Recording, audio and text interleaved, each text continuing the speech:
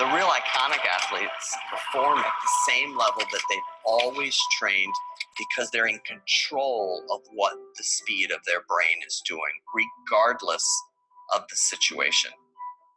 What we provide is a brain speedometer. You start to learn how to get in that perfect speed where the brain's going to function at its highest potential. Game-changing innovations, not only at the heart of the intersection between science and sport, but also in the all-new Infiniti QX50, featuring the world's first variable compression turbo engine and ProPilot Assist technology. This is the science of sport, presented by Infiniti. I can easily see athletes using technology that's helped the person really be focused and receptive. The idea is really to try to develop that independence, as you do in teaching any motor skills.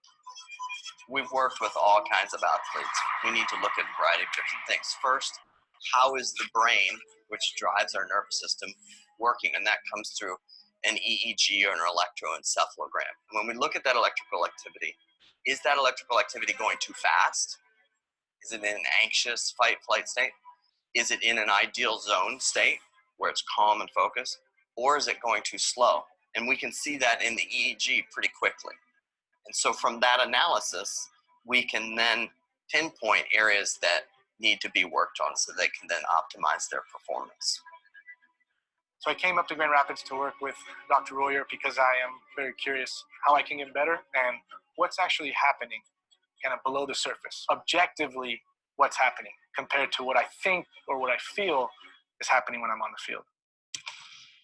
What we're doing with NFL kicker like Giorgio, we now want to get out on the football field with him while he's kicking. His music was playing, but every time his brain started to run too fast, we made it so the music would stop instantaneously. What happens with many athletes, it's not that they can't focus, they're actually over-focusing, and their brain is working too hard instead of just staying in this calm, focused zone.